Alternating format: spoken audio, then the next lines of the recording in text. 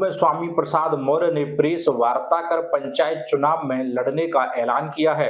वार्ता आपने बुलाया है, क्या विषय है जिसको लेकर आज आपने बुलाया? जी, आज पहले तो मैं हमारे राष्ट्रीय उपाध्यक्ष हैं, भी सुप्रीम कोर्ट के एडवोकेट हैं भाई शादाब खान साहब जी, और आज हमारे बिहार यूनिट के भी यहाँ पर प्रदेश अध्यक्ष और उपाध्यक्ष मौजूद हैं। श्री दिनेश कुमार मौर्य जी हमारे प्रदेश अध्यक्ष हैं और संजय प्रसाद सिंह जी हमारे बिहार के उपाध्यक्ष हैं। कुल मिलाकर के 2-3 प्रमुख बिंदुओं को लेकर के आज की ये प्रेस वार्ता बुलाई गई है। सर थोड़ा सा ऐसे ही हो जाइए। पहली चीज तो बिहार में SIR के नाम पर गरीब मतदाताओं को मतदान से वंचित करने की साजिश कहीं न कहीं सरकार और निर्वाचन आयोग की मिलीभगत से हो रही है। स्वाभाविक रूप से झुग्गी झोपड़ी या कच्चे मकानों में रहने वाले लोगों के घर हर बरसात में जमी दोज होते हैं। प्रायः बड़ी नदियों के किनारे रहने वाले लोग बाढ़ की चपेट में एक नहीं हर साल होते हैं। ऐसी हालात में उनके तमाम महत्वपूर्ण अभिलेख पानी में भीग जाने के नाते, घर के गिर जाने से, छप्पर के जमींदोज होने से नष्ट हो जाते हैं या खराब हो जाते हैं। जब निर्वाचन आयोग ने मतदान पहचान पत्र बनाया है तो अलग से SIR फार्मूला लागू कर मतदाताओं को मतदान से वंचित करने की साजिश क्यों की जा रही है? महाराष्ट्र की तर्ज पर बिहार में भी निर्वाचन आयोग को आगे कर भाजपा सरकार साजिश के तहत यह खेल खेल रही है। अपनी जनता पार्टी इसका पुरजोर विरोध करती है। मतदाता गरीब हो या अमीर हो, भारतीय संविधान ने सबको एक वोट देने का अधिकार दिया है। जो वोट माननीय प्रधानमंत्री के वोट की कीमत है, वही वोट एक चपरासी चौकीदार के भी वोट की कीमत है। अदानी के वोट की जो कीमत है, वही वोट अदानी के यहां काम करने वाले सबसे छोटे पायदान के कर्मचारी की भी है। इसलिए SIR का बहाना बनाकर मतदाताओं को वोट देने से अधिकार से वंचित नहीं किया जा सकता।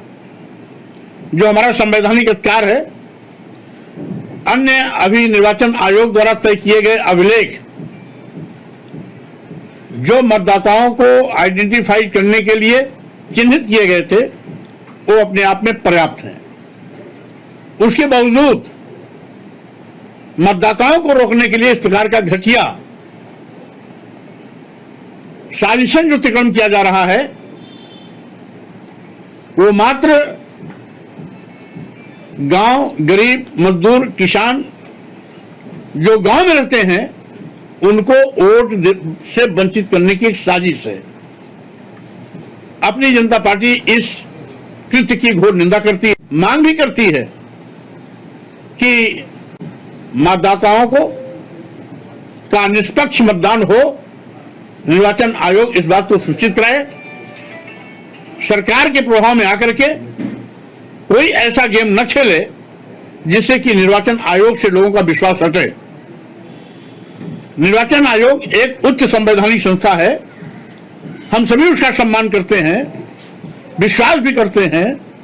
ये सम्मान और विश्वास पर उंगली उठने की नौबत ना आए, इसलिए निर्वाचन आयोग इसको गंभीरता से संज्ञान लेते हुए इस बात को सुनिश्चित करे कि किसी भी कार्रवाई से बिहार के मतदाताओं को मतदान करने से वंचित न किया जाए। निष्पक्ष चुनाव हो और जिससे कि मतदाताओं का निर्वाचन आयोग के प्रति विश्वास बना रहे। वहीं पर अपनी जनता पार्टी आने वाले बिहार के चुनाव में भी हिस्सा लेने जा रही है।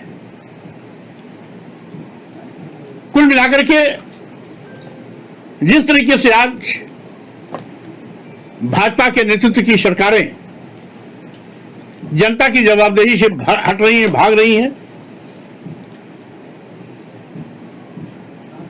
गुंडा राज चरम पर है। जहां भी भाजपा की सरकारें हैं, गुंडा राज बेतहाशा आज कानून पर हावी है। आए गए दिन एससी एसटी ओबीसी के नौजवानों की हत्या, बहन बेटियों के साथ दुराचार बलात्कार की घटनाएं आम हो गई हैं और यही हाल बिहार की भी है, यही हाल यूपी की भी है। सरकारें कान में तेल डाल करके इस तरह बैठी हैं जैसे लगता है उनको कानून राज से कोई लेना देना है ही नहीं। खाली बयानबाजी करते हैं कि उत्तर प्रदेश में कानून का राज है, जबकि हकीकत यह है कि पूरा का पूरा बिहार और उत्तर प्रदेश इस समय गुंडा राज का पर्याय बन गया है। यहां तक कि संवैधानिक मर्यादाएं तार तार की जा रही हैं।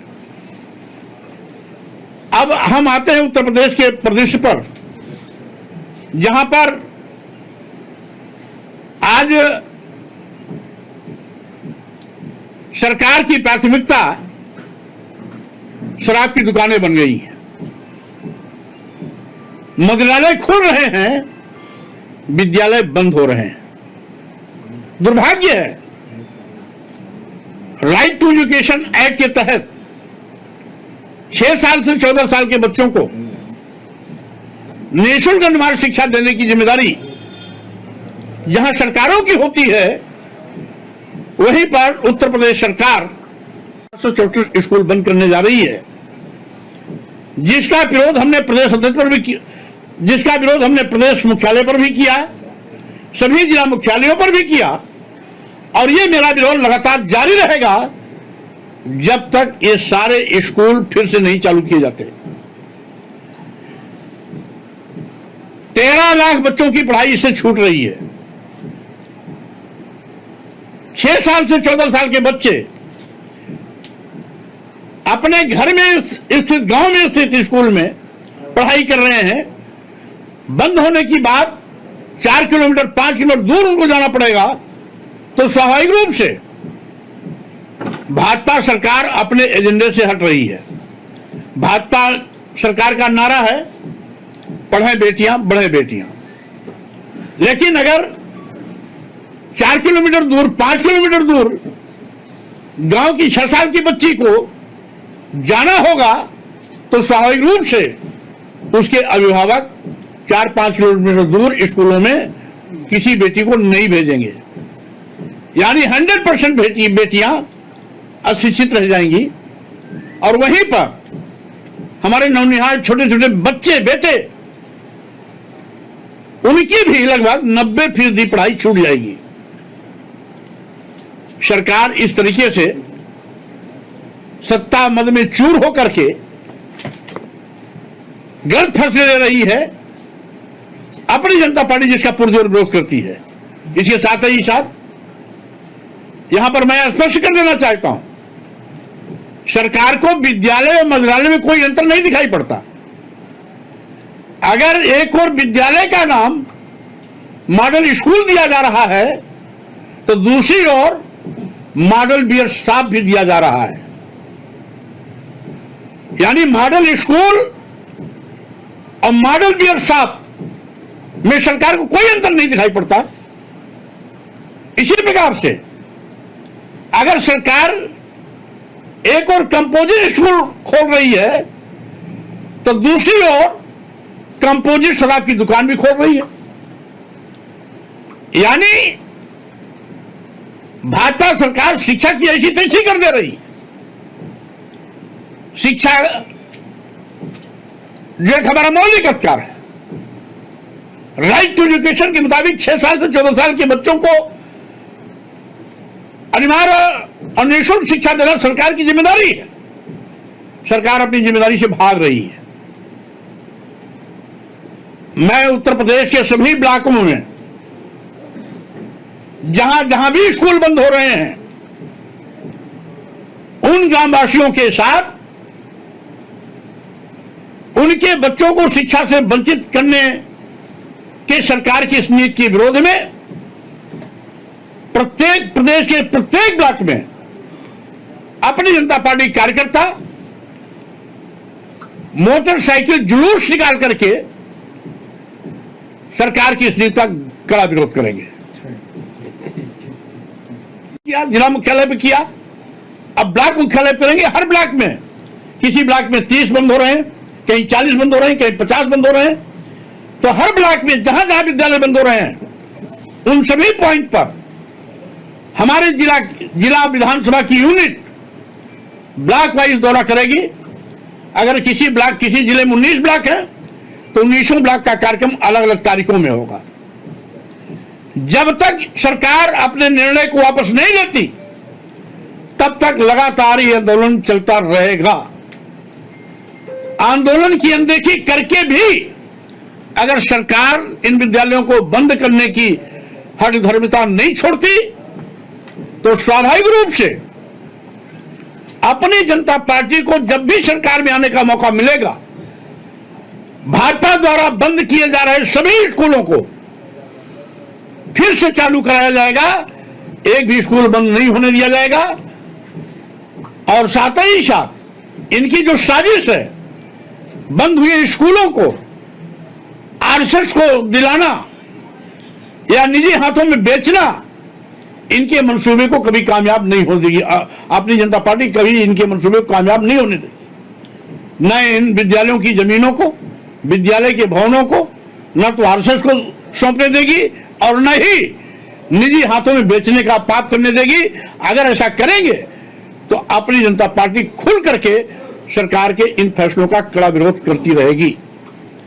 और साथ ही साथ लोगों ने सोचा था, हमने भी सोचा था, उत्तर प्रदेश में एक संत, एक योगी, एक मठाधीश मुख्यमंत्री है। स्वाभाविक रूप में शिक्षा को बढ़ावा मिलेगा और मदिरालय शराब को हतोत्साहित किया जाएगा। लेकिन एक योगी मुख्यमंत्री होकर के स्कूल बंद करने का पाप कर रहा है और मदिरालय हर 400 मीटर 500 मीटर पर खुलता चला जा रहा है।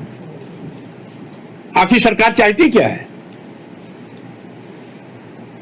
देश की शिक्षा को पूरी तरीके से खत्म करना चाहती है। गांव के स्कूल को बंद कर गांव के गरीब, मजदूर, किसान, दलित, आदिवासी, पिछड़े समाज के बच्चों को जहां वंचित करना चाहती है, वहीं पर महंगी शिक्षा के माध्यम से गांव, गरीब, मजदूर, किसान, दलित, आदिवासी, पिछड़े समाज के बेटे बेटियों को विश्वविद्यालय की शिक्षा से भी वंचित करने का पाप कर रही है।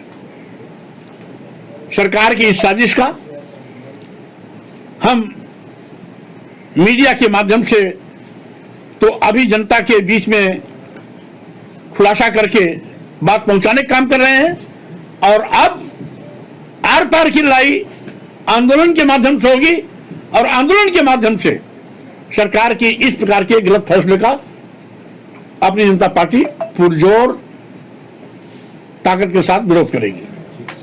सुमित प्रसाद जी, अभी आपने चुनाव की बात करी, चुनाव आयोग की बात करी है। चुनाव आयोग के बाद चुनाव जब होते हैं कहीं न कहीं जो है शिकायतें लेके पहुंचते हैं, विपक्ष भी पहुंचता है, कहीं और लोग भी पहुंचते हैं, मगर खाली उनके पास जो है जू नहीं रहती है। क्या उनको कहीं न कहीं सत्ता का डर रहता है कि इस तरह के मामले सामने आते हैं? नहीं, कुल जब संवैधानिक संस्थाओं को सरकार अपना गुलाम बना लेती है, अपने हाथ में कर लेती है, तो स्वाभाविक रूप से संवैधानिक संस्थाएं कमजोर होती हैं। अगर निर्वाचन आयोग में विपक्ष का नेता और सर्वोच्च न्यायालय का मुख्य न्यायाधीश या उसके बिहाफ पर एक कोई न्यायाधीश और प्रधानमंत्री जी 3 आदमी तय करते, तो निर्वाचन आयोग कभी भी मनमाना नहीं करता। जब निर्वाचन आयोग के सभी आयुक्त माननीय प्रधानमंत्री या भारत सरकार या केंद्र सरकार की दया और माया पर बनते हैं, तो स्वाभाविक रूप से केंद्र सरकार की अनदेखी नहीं कर सकते हैं, निष्पक्ष चुनाव नहीं करा सकते हैं। और जो माननीय सर्वोच्च न्यायालय ने पहले फार्मूला तय किया था कि माननीय प्रधानमंत्री इस तीन लोगों की सदस्य की टीम होगी, जिसमें माननीय प्रधानमंत्री होंगे, नेता विपक्ष लोकसभा होगा और साथ ही साथ सर्वोच्च न्यायालय के मुख्य न्यायाधीश होंगे। अगर यह फार्मूला होता तो स्वाभाविक रूप से निष्पक्षता बनी रहती और संवैधानिक पदों पर बैठे हुए हमारे निर्वाचन आयुक्त भी निष्पक्ष निर्भीक होकर के चुनाव संपादित कराते। लेकिन अगर प्रधानमंत्री और केंद्र सरकार की मेहरबानी पर ही निर्वाचन आयुक्त बनाए जाने हैं, तो निष्पक्ष चुनाव का कभी भी कल्पना नहीं किया जा सकता। बिहार में आप किसके साथ खड़े रहेंगे? स्वाभाविक रूप से जिस तरीके से आज भाजपा सरकार में उनके नेतृत्व की डबल इंजन सरकारें जहां भी हैं जन विरोधी काम में लगे हुए हैं, गुंडाराज चरम पर है और साथ ही साथ संवैधानिक मर्यादाएं तार-तार की जा रही हैं। लोग खुले हाथ से देश और प्रदेश को लूट रहे हैं, सरकारी संस्थाओं को निजी हाथों में बेचने का पाप कर रहे हैं।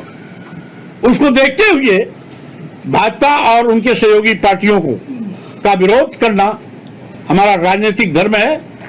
क्योंकि हम देश को लूटा जाए, संवैधानिक मर्यादाएं तार-तार की जाए, पूरा प्रदेश जंगल राज बना दिया जाए, ये कतई बर्दाश्त नहीं कर सकते। सर, इलाहाबाद हाई कोर्ट द्वारा सरकार का फैसला स्कूल मर्जर का उसको वैध ठहराया जा चुका है, तो आगे अब इसमें आप लोग क्या करेंगे, क्या लड़ेंगे? देखिए, जिन लोगों ने रिट दाखिल किया सुप्रीम कोर्ट जा रहे हैं, एक चीज। दूसरी चीज, जाके पैर न फटी बवाई ऊक आ जाने पीर पर आई। मैं यहां यह भी कहना चाहता हूं, कॉलेजियम से बने जज स्वाभाविक रूप से इस प्रकार के निर्णय देते ही रहेंगे जब तक चयन में पारदर्शिता नहीं होती है। स्वाभाविक रूप से अब जज साहब गांव के स्कूल में पढ़े होते तो गांव के स्कूल बंद होने की पीड़ा भी वो समझते, तो जो गांव के स्कूल में पढ़ा नहीं वो गरीबों का दर्द कैसे समझेगा? इसलिए जिन लोगों ने याचिका दाखिल की वो माननीय सर्वोच्च न्यायालय के दरवाजा खटखटाने जा रहे हैं। उन्हें यकीन है यहां नहीं तो वहां निर्णय उनके पक्ष में आएगा, न्याय उनको मिलेगा। ठीक है, धन्यवाद।